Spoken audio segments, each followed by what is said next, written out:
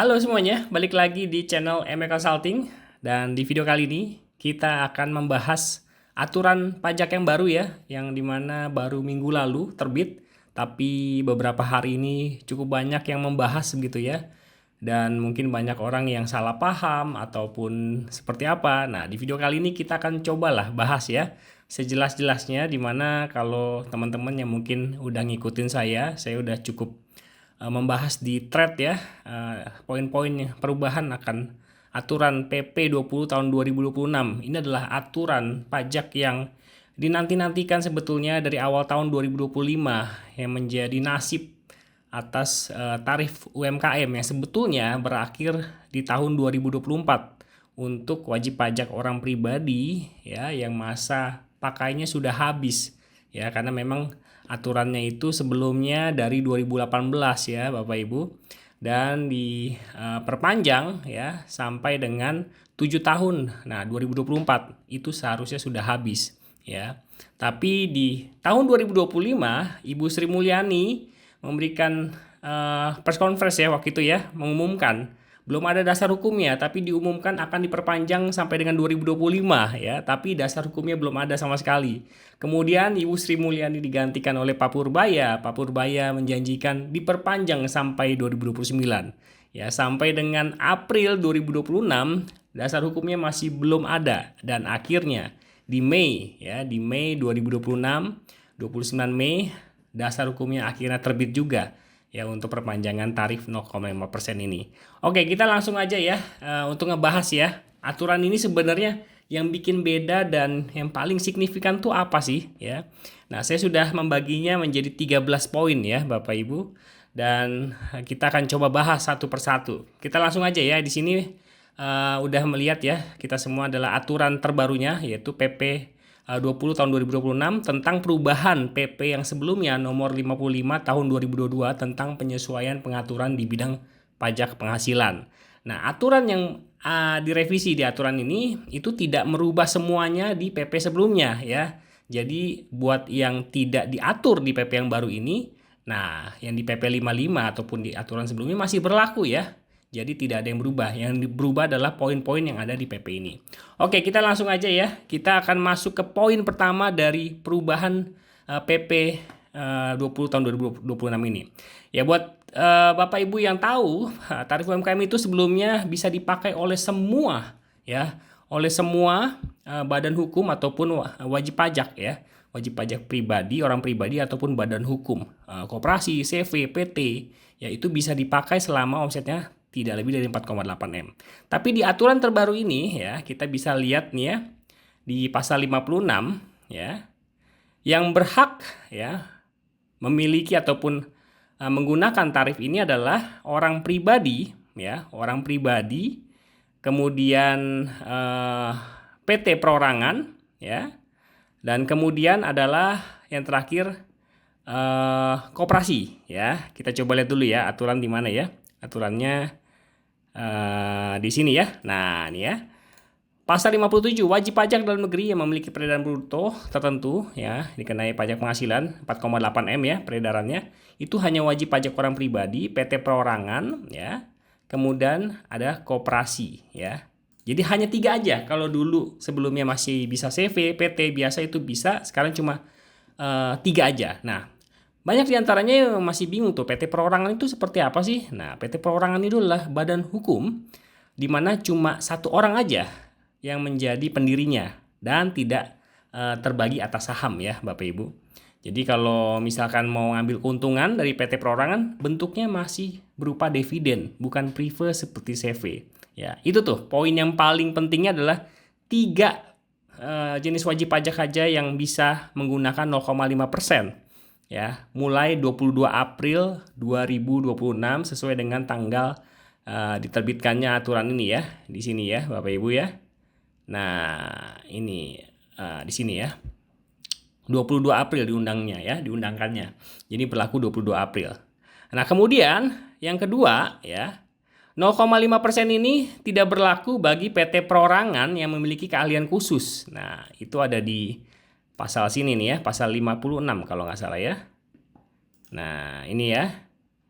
Penghasilan ya yang diterima ya tidak termasuk penghasilan dari usaha yang dikenai pajak yang bersifat final. Ya, jadi nggak boleh maksudnya ya. Nggak boleh makin 0,5% adalah penghasilan yang diterima atau diperoleh wajib pajak orang pribadi dari jasa sehubungan dengan pekerjaan bebas. Itu yang pertama. Jadi kalau orang pribadi yang punya pekerjaan bebas seperti makelar, agen asuransi, dokter ya, seperti ini ya yang disebut ini pekerjaan bebasnya, konsultan, notaris itu nggak boleh memakai tarif 0,5%. Nah, begitupun juga kalau misalkan orang pribadi itu membentuk PT perorangan ya, membentuk PT perorangan. Nah, itu tidak boleh memakai tarif 0,5% ini ya. Wajib pajak badan berbentuk perseroan perorangan sebagaimana dimaksud pada 1B yang didirikan oleh wajib orang pribadi itu sendiri gitu ya, yang memiliki keahlian khusus yang menyerahkan jasa sejenis dengan jasa sehubungan dengan pekerjaan bebas, itu tidak boleh memakai tarif 0,5% ini. Nah, bedanya apa sih sama yang aturan sebelumnya? Nah, kalau aturan sebelumnya, Bapak Ibu, CV yang tidak boleh ya. Di aturan PP 55 itu CV yang tidak boleh. Tapi kalau PT perorangan itu boleh ya. Jadi di aturan terbaru ini CV itu tidak boleh 0,5%, mau dia kegiatan usahanya dagang ataupun pekerjaan bebas tidak boleh memakai 0,5%. Ya, kalau di aturan sebelumnya kan boleh. Nah, tapi di aturan baru ini udah nggak boleh ya CV. Kemudian PT perorangan pun yang memakai wajib pajaknya adalah pekerjaan bebas itu juga tidak boleh. Nah, tapi kalau di aturan sebelumnya boleh nih di PP 55 tahun 2022 itu masih boleh untuk yang PT perorangan. Ya, yang CV tidak boleh kalau aturan barunya. Nah, sekarang nih di aturan baru dua-duanya nggak boleh ya Bapak Ibu ya. Dua-duanya nggak boleh. Nah, gimana kalau misalkan yang udah make PT perorangan sebelum ada undang-undang ini berlaku ya. Jadi kan dulu sebelum ada undang-undang ini PT perorangan masih boleh tuh pekerja bebas boleh pakai 0,5%. Dokter, konsultan, notaris, bikin PT perorangan pakai 0,5% boleh. Nah, di aturan terbaru ini sampai dengan jangka waktunya habis ya, itu tetap diperbolehkan dilanjutkan pakai 0,5%. Begitu ya. Jadi kalau sudah habis masa berlakunya selama 4 tahun, PT perorangan 4 tahun ya sebelum di undang-undang sebelumnya berlakunya itu sudah tidak boleh lagi. Nah, gimana kalau mau bikin PT perorangan? Udah langsung nggak boleh ya. Itu jelas ya. Jadi PT perorangan sudah tidak boleh memakai 0,5% kalau ya usahanya itu adalah pekerjaan bebas ya. Tapi kalau misalkan masih kegiatan usahanya UMKM ya, menjual barang, omsetnya di bawah 4,8 M, boleh ya, masih boleh ya untuk PT perorangan, orang pribadi dan koperasi. Itu ya yang poin kedua ya. Nah, kemudian untuk yang ketiga, nah ini di poin ketiga ini di pasal 56, ini ada tambahan ya Bapak Ibu ya. Ada tambahan untuk pekerjaan bebas yang sebelumnya nggak ada nih. Tapi sebetulnya kalau saya sebagai praktisi pajak, saya sudah tahu memang ini adalah pekerjaan yang termasuk dalam pekerjaan bebas ya. Contohnya adalah profesi penari ya. Profesi penari, pemahat, pelukis ya.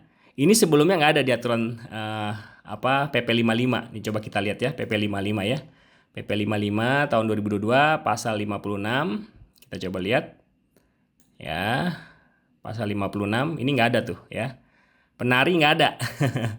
Jadi ditambahkan ya, influencer ditambahkan. Makanya ini yang paling booming nih beberapa hari ini, katanya influencer jadi kena PPh 22% gitu ya. Udah nggak boleh pakai UMKM lagi ya. Sebetulnya kalau saya melihat dari sisi pajaknya seharusnya memang dari PP 55 itu sudah tidak boleh gitu ya, karena memang masuk dalam kegiatan pekerja bebas sebetulnya ya. Walaupun memiliki karyawan, ada beberapa influencer yang punya tim begitu ya. Tapi itu masuk ranahnya adalah pekerja bebas ya. Sama kayak notaris begitu kan, konsultan kan punya karyawan juga begitu kan ya. Tapi masuknya tetap ke pekerjaan bebas. Tapi di PP 20 tahun 2026 ini dipertegas, jadi dimasukkan lah. Karena memang cukup banyak ya jenis-jenis pekerjaan bebas yang terlalu luas begitu ya. Ya mungkin ini saja mungkin belum cukup kali ya. Mungkin ada beberapa di luar sana yang konsepnya sebenarnya pekerjaan bebas tapi mungkin belum masuk di titik ini, di poin ini mungkin bisa menjadi celah buat wajib pajak sendiri ya begitu ya. Tapi untuk influencer, kemudian konten kreator begitu ya, sekarang kan zamannya sosmed begitu ya, ini dimasukkan ke dalam pekerjaan bebas seperti itu ya. Jadi ketambahan ya, untuk dari sini nih ya, penari sampai dengan seniman ini ditambahkan. Kalau olahragawan sampai dengan distributor ini memang sudah ada di aturan sebelumnya. Nah, kemudian yang berikutnya, poin keempat ya, batasan omsetnya tetap 4,8 M ya, teman-teman ya, Bapak Ibu, Saudara. Tetap 4,8 M walaupun di beberapa kesempatan sebelumnya pernah ada isu gitu ya kalau batasan omset UMKM mau diturunin begitu ya, tapi ternyata masih sama 4,8 M ya. Jadi batasan thresholdnya ya itu masih sama 4,8 M ya, masih tertulis di sini 4,8 M. Nah, kemudian gimana untuk batasan 500 juta ya, 500 juta yang bebas pajak tuh ya. Jadi kalau UMKM, orang pribadi, PT perorangan, omsetnya belum nyampe 500 juta, nggak perlu bayar pajak. Itu masih berlaku ya Bapak Ibu, Saudara. Jadi masih berlaku karena di aturan terbaru ini tidak diatur untuk dihilangkan 500 jutanya. Jadi masih berlaku memakai ketentuan sebelumnya yaitu PP 55 tahun 2022 itu masih berlaku untuk 500 juta bebas pajak. Nah, kemudian berikutnya, nah ini dia ya, poin ke-6 ini yang paling krusial yang mempersempit mempersempit ya batasan omset 4,8 M jadi lebih mudah dicapai. Apa itu? Nah, kita lihat deh aturannya langsung ya, Bapak Ibu ya. Kita lihat aturannya langsung, yaitu besaran ya. Ini dia ya.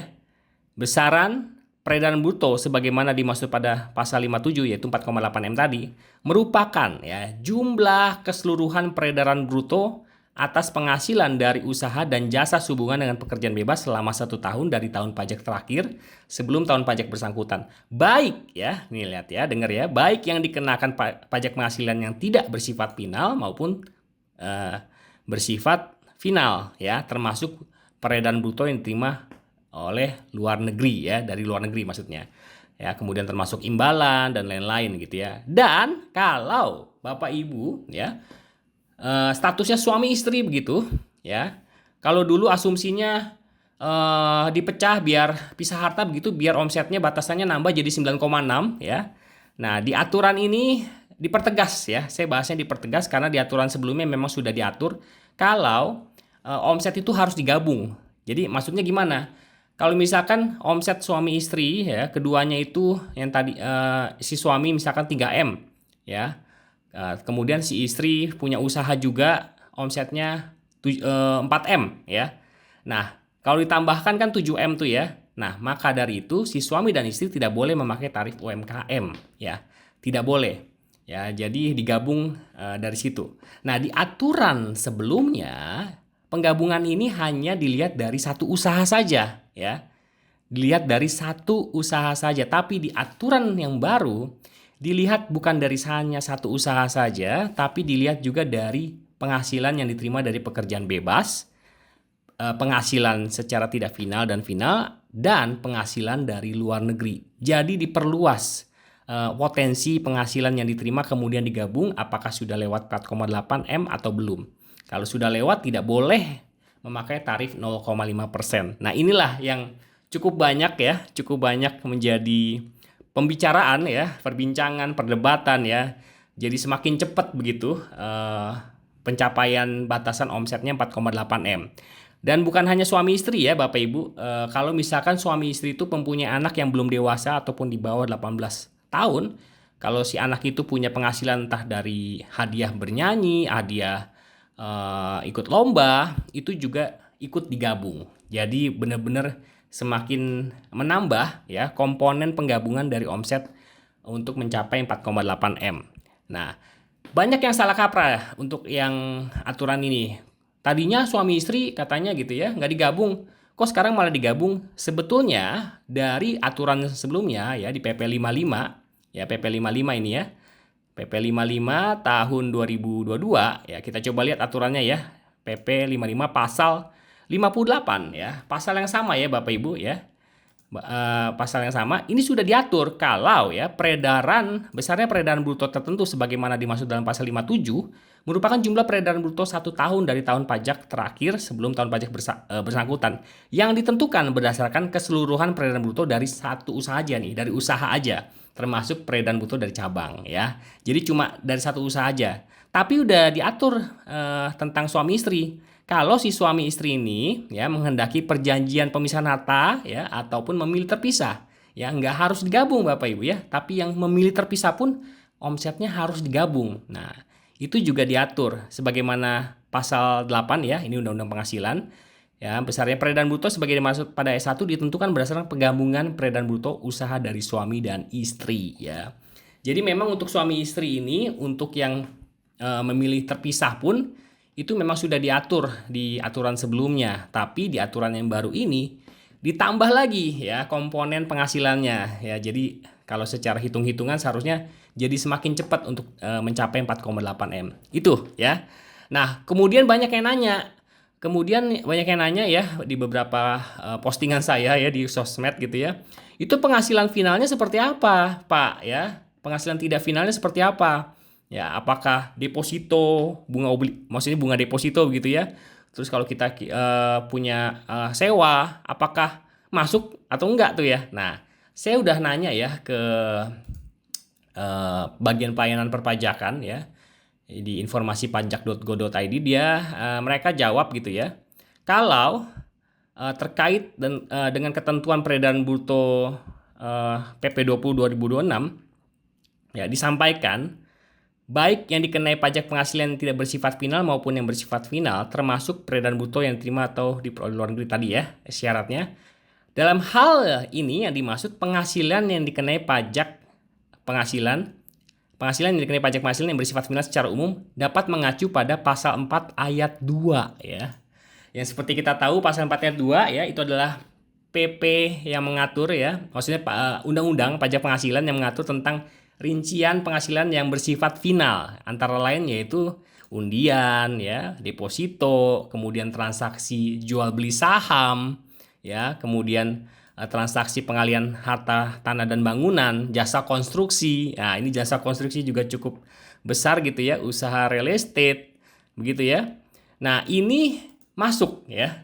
Jadi mengacunya ke pasal 4 ayat 2 kalau yang finalnya, kemudian pasal 4 ayat 1 seharusnya yang tidak finalnya. Nah, banyak kemarin mempertanyakan begitu ya. Kalau gaji gimana? Gaji masuk gak ya? Masuk ke dalam penggabungan omset gak? Kalau ngelihat dari jawaban ini seharusnya masuk ya, karena tidak final itu kan masuk ke pasal 4 ayat 1. Tapi banyak diantaranya yang berberat hati begitu ya, masa sih masuk juga gaji? Karena memang pada dasarnya bukti potong A1 itu sifatnya tidak final ya Bapak Ibu, karena bisa dikreditkan.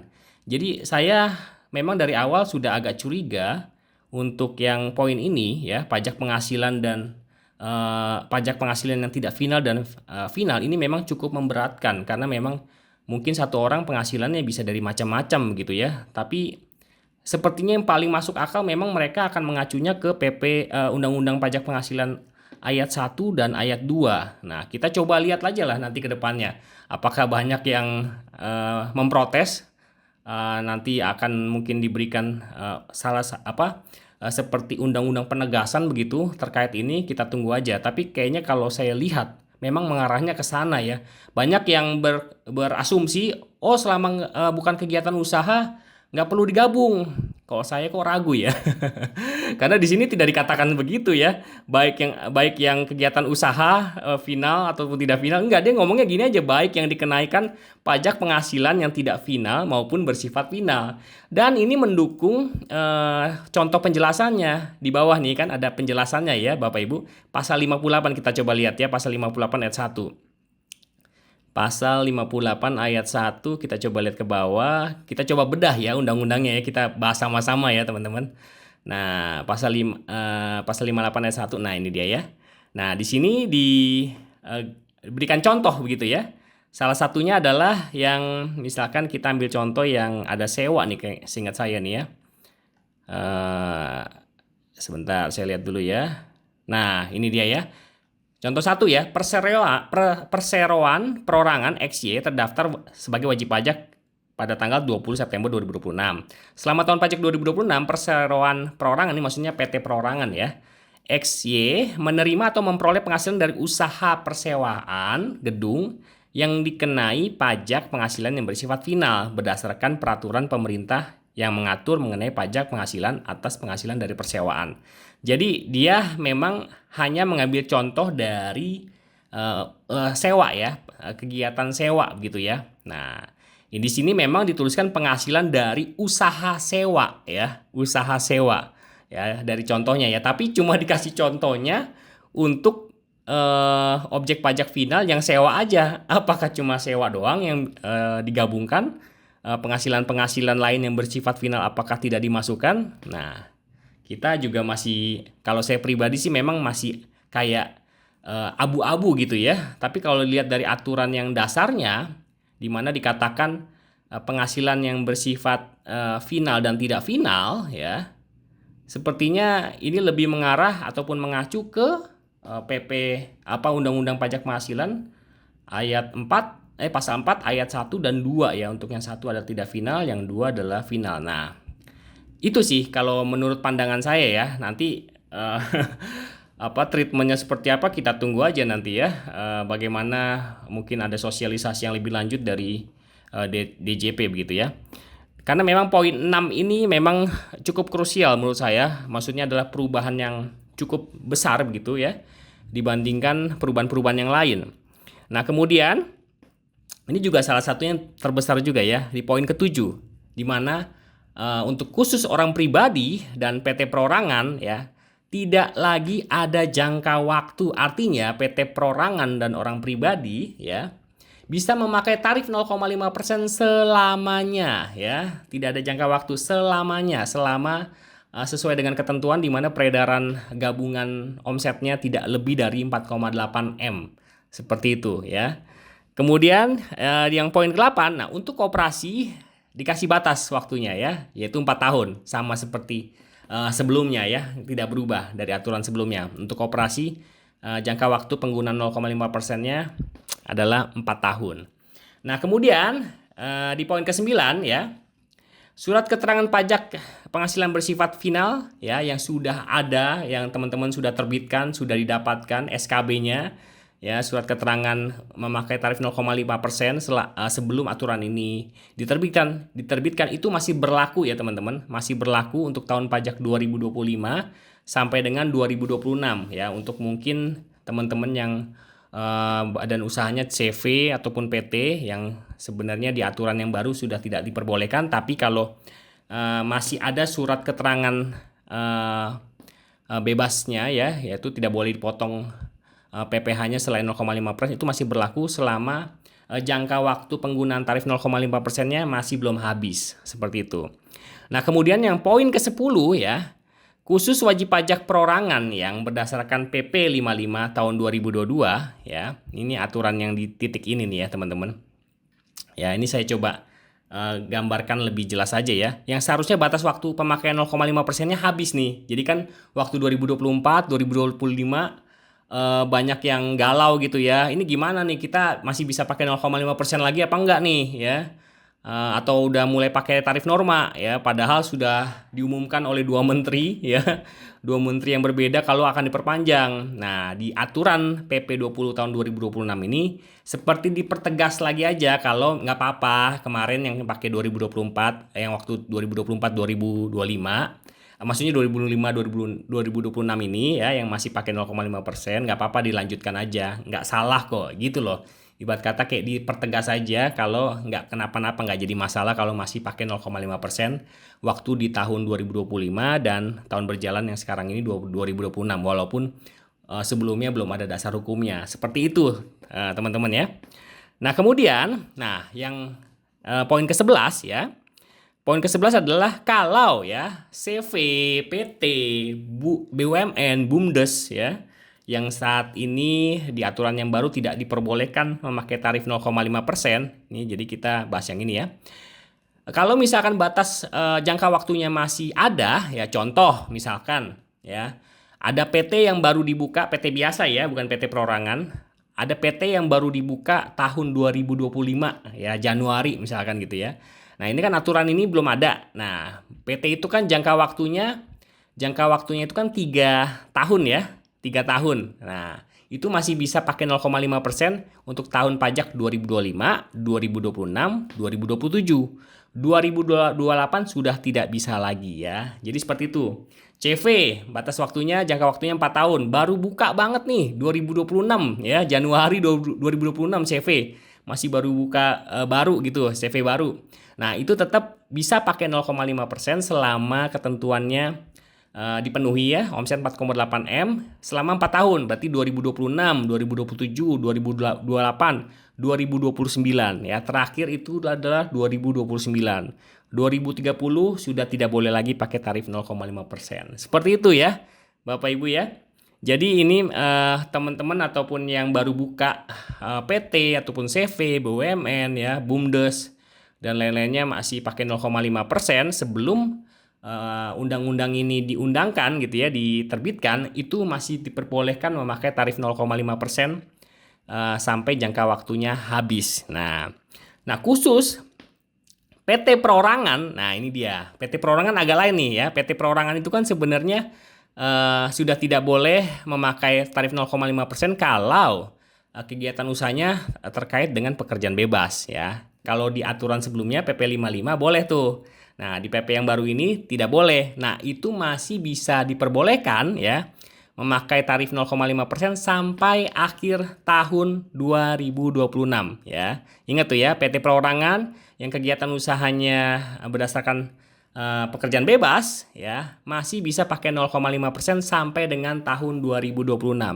Jadi diberikan kelonggaran ya oleh Dijen Pajak ya. Jadi masih diperbolehkan ya khusus PT perorangan ya yang memakai kegiatan usahanya pekerjaan bebas memakai 0,5%. Tapi kalau misalkan kegiatan usahanya murni UKM, bagaimana ya? Itu selama-lamanya ya, Bapak Ibu ya.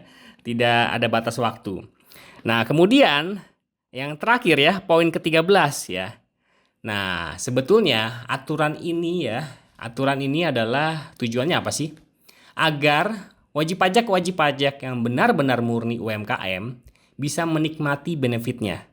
Bukan wajib pajak yang sebetulnya bukan UMKM lagi, dengan memecah-pecah usahanya, mereka juga ikut menikmati tarif UMKM 0,5% ini. Karena buat Bapak Ibu yang punya usaha marginnya 25-30%, tarif 0,5% itu sangat menggiurkan kan? Makanya tidak bisa lepas begitu ya. Ya, karena memang ini tarif yang sifatnya insentif ya Bapak Ibu ya. Dan kalau memang sudah bukan UMKM lagi ya harus memakai tarif berlaku umum yaitu 22% untuk wajib pajak badan dan tarif progresif untuk wajib pajak perorangan kalau misalkan memang sudah lewat dari 4,8 M ya untuk wajib pajak perorangan akibat dari perhitungan penggabungan omset yang tadi. Nah, mungkin ya buat wajib pajak orang pribadi yang memang sebetulnya omsetnya sudah lebih dari 4,8 M ya dan mungkin tidak mau membayar pajak terlalu berlebih dengan tarif progresifnya, bisa ataupun masih bisa membuka CV ataupun PT ya. Pecah usaha masih bisa karena PT dan CV ini tidak masuk dalam penggabungan perhitungan omset 4,8 M tadi ya. Ingat ya, itu poinnya ya. Jadi PT dan CV ini tidak masuk dalam penggabungan penggabungan batasan omset 4,8 M. Jadi kalau misalkan Bapak Ibu punya usaha berdasarkan orang pribadi, terus ada CV juga, batasan omsetnya jadi 9,6 M ya. Begitu ya. Jadi memang masih diperbolehkan untuk bagian itu ya teman-teman ya. Tapi memang CV-nya tidak bisa lagi pakai tarif 0,5%. Tapi memang memakai tarif berlaku umum yaitu 22% ya untuk usahanya ya untuk omsetnya. Nah, tapi Bapak Ibu ini yang paling benar-benar banyak salah kaprah di luaran ya. Seolah-olah karena ada undang-undang ini tarifnya berubah dari 0,5% jadi 22%, naiknya berlipat-lipat. Sebenarnya bukan seperti itu. Tarif 22% ini sudah ada sejak sebelum-sebelumnya. memang diberlakukannya 22%. Bahkan kalau Bapak Ibu punya CV ya ataupun PT, nanti kalau batas waktunya habis pun Bapak Ibu akan kembali lagi ya memakai tarif berlaku umum. Nah, kecuali Bapak Ibu bikin CV baru lagi. Nah, itulah yang mau dicegah sama pemerintah karena untuk agar tarif UMKM ini tepat sasaran seperti itu. Yang seharusnya dipakai benar-benar untuk murni wajib pajak yang UMKM. Nah, kalau misalkan bahkan omset Bapak Ibu 4,8 M di bawah 4,8 M ya, karena ini kan kita bicara 4,8 M ya. Tarif umumnya itu bukan 22% loh, tapi 11% ya. Jadi 11% dari mana? Itu sudah berlaku dari sejak lama ya, pasal 31E. Itu fasilitas yang diberikan pemerintah untuk wajib pajak badan ya yang memiliki omset di bawah 4,8 M. Jadi 11% itu dari mana? Bukan dari omset tapi dari laba. Ya, daripada misalkan orang pribadi yang sudah lewat dari 4,8 M maksudnya sudah tidak memungkinkan begitu ya, selain menghindari status PKP, tarif pajaknya juga sudah sangat besar ya, progresif. Lebih baik ya daripada nggak sama sekali bikin CV dengan tarif yang lebih rendah walaupun tidak serendah tarif UMKM 0,5%. Memang tarif 0,5% itu buat usahawan-usahawan yang omsetnya ataupun marginnya di atas 30% itu sangat menggiurkan. Tapi buat wajib pajak yang benar-benar UMKM ya, yang benar-benar banting tulang, marginnya tipis ya, marginnya tipis, menjadi pelaku usaha badan usaha ya, memakai badan usaha dengan tarif 11% dari laba itu jauh lebih menguntungkan daripada memakai tarif UMKM 0,5%. Ya, paling itu aja sih yang bisa saya infokan ya, bisa berbagi buat Bapak Ibu Saudara yang mungkin masih kebingungan di luar sana dengan aturan yang baru ini. Jadi aturan ini sebenarnya untuk menyaring wajib pajak UMKM yang murni ya untuk bisa menikmati tarif 0,5% ya. Paling sampai situ aja ya buat Bapak Ibu Saudara yang mungkin berminat untuk belajar perpajakan ataupun accounting ya. Saya membuka kelas ya untuk yang awam khususnya yang tidak punya basic accounting sama sekali dan mau belajar membuat laporan keuangan secara mandiri dan mengerti perpajakan secara tipis-tipis lah ya, maksudnya dasar-dasarnya begitu ya, untuk bisa membuat laporan keuangan yang nantinya juga bisa di konsolidasi begitu ya, direkonsiliasi dengan keperluan perpajakan. Bisa mengikuti kelas yang saya buka, sifatnya private dan tatap muka ya, bisa online tapi lebih efektif kalau offline karena bisa langsung tatap muka dan seharusnya bisa jauh lebih mengerti. Bapak Ibu bisa daftar aja di link di bawah ini ya untuk harganya berapa. Bapak Ibu bisa cek langsung. Oke, terima kasih. Sampai jumpa di video berikutnya.